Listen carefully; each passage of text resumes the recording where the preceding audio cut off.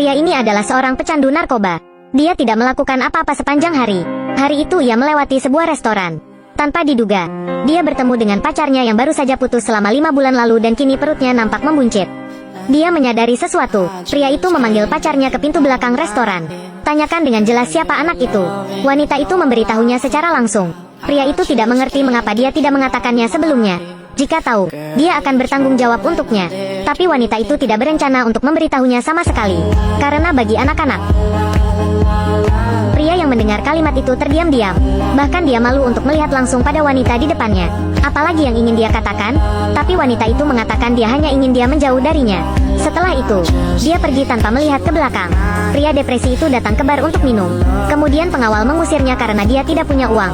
Mendengarkan orang lain terus-menerus menghina dirinya, pria itu tertawa, bingung. Dia tidak tahu kemana dia harus pergi. Ketika dia melewati sebuah mobil tanpa pintu yang terkunci, secara naluriah ingin melihat apakah ada sesuatu yang berharga. Tidak ada orang di sekitarnya. Kemudian ia langsung masuk ke dalam mobil.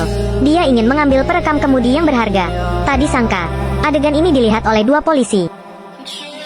Dengan cara ini, pria itu tertangkap di penjara. Dia memohon pada ibunya untuk menalanginya.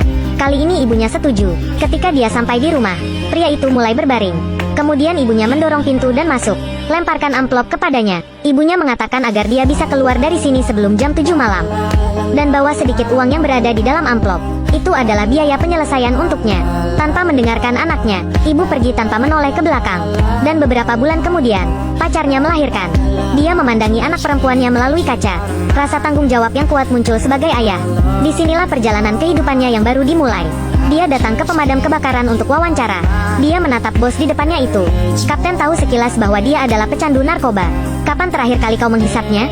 Pria itu langsung bingung. Karena itu, maka ia pun berdalih. Jangan pernah berpikir berbohong. 3 bulan yang lalu, pria itu mengatakan yang sebenarnya. Kapten mengangguk puas. Jadi dia mengambil resumenya dan membacanya dengan hati-hati. Namun, ternyata dia tidak hanya mengonsumsi narkoba, tapi juga ada catatan kriminal pencurian. Dan itu masih dengan jaminan. Kapten merasa pusing. Dia tidak mengerti bagaimana orang seperti itu memiliki keberanian untuk mewawancarai petugas pemadam kebakaran. Kenapa kau di sini? Aku punya anak perempuan. Aku ingin memberinya sesuatu yang tidak kumiliki. Mungkin karena melihat tekad berubah dalam diri pria itu, Kapten memutuskan untuk memberinya kesempatan. Dia mengumpulkan 1 set peralatan untuk pria itu. Biarkan dia pergi ke gunung untuk berlatih dengan tim yang lain. Tapi pria itu tidak bisa mengikuti mereka di awal.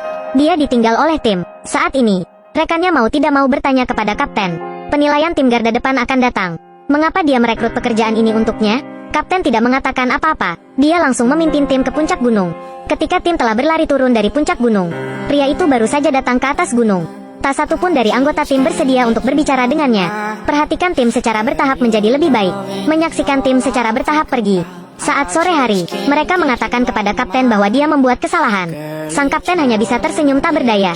Kemudian dia merentangkan tangannya dan mengumumkan bahwa dia akan memecatnya. Tapi saat itu Letnan tiba-tiba menunjuk ke depan. Dia melihat orang itu terhuyung-huyung menuruni gunung. Tiba-tiba, dia mendatangi ketiga orang itu dengan terengah-engah. Dia menunjukkan ponselnya tanpa mengucapkan sepatah kata pun. Dan itu adalah foto selfie-nya di puncak gunung.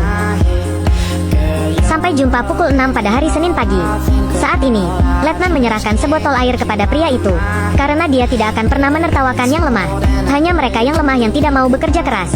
Pria itu mendapat gaji harian setelah pelatihan. Dia datang ke supermarket dengan segera. Di sana ia membeli perlengkapan ibu dan bayi. Diam-diam meletakkannya di depan pintu pacarnya. Kemudian menahan rasa sakit yang tajam pada kakinya. Dia pergi diam-diam. Terkadang dia akan berhenti sedikit lebih lama, hanya untuk mendengar suara putrinya. Lalu pergi dengan perasaan puas. Penilaian tim garda depan akan datang. Anggota tim tidak hanya mencapai standar kekuatan fisik, mereka juga harus memiliki pengetahuan profesional. Dalam pemeriksaan mendadak ini, pria itu tidak bisa menjawabnya. Jadi tim yang bersamanya dihukum. Dengarkan ejekan dari rekan tim di sekitarnya. Pria bisa mentolerirnya, tapi jika seseorang menghina keluarganya, ku dengar ibu anakmu pelacur. Apakah anak itu benar-benar milikmu? Berhenti. Aku akan datang setelah selesai. Pria itu menatap sang kapten. Akhirnya dia menahannya, karena dia membutuhkan pekerjaan ini lebih dari orang lain. Dia bangkit dan berganti tempat, dan lakukan push up yang belum selesai. Perilaku ini juga dihormati oleh rekan tim lainnya. Pria itu juga menyadari bahwa dia melakukan kesalahan. Tidak masalah jika kau menggodaku, tapi kau tidak boleh melibatkan keluargaku. Apa kau mengerti? Mereka menerima tugas pemadam kebakaran. Ini juga penilaian mereka tentang promosi ke tim garda depan. Semua orang menelepon keluarga mereka di jalan. Hanya pria itu yang melihat keluar jendela dengan linglung.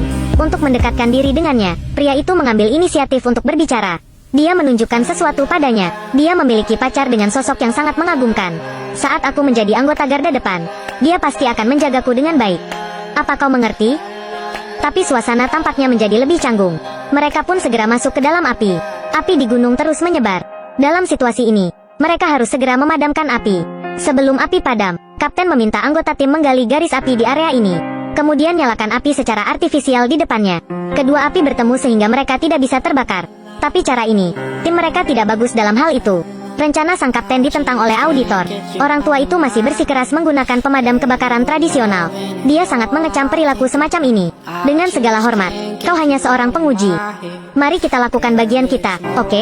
Tidak, jangan ikut campur. Kapten tidak ragu untuk tetap berpegang pada metodenya sendiri. Tidak diragukan lagi bahwa auditor benar-benar tersinggung. Sialan, untungnya, metode mereka berhasil. Api berhenti menyebar ke bagian bawah gunung. Tapi Kapten melihat adegan itu.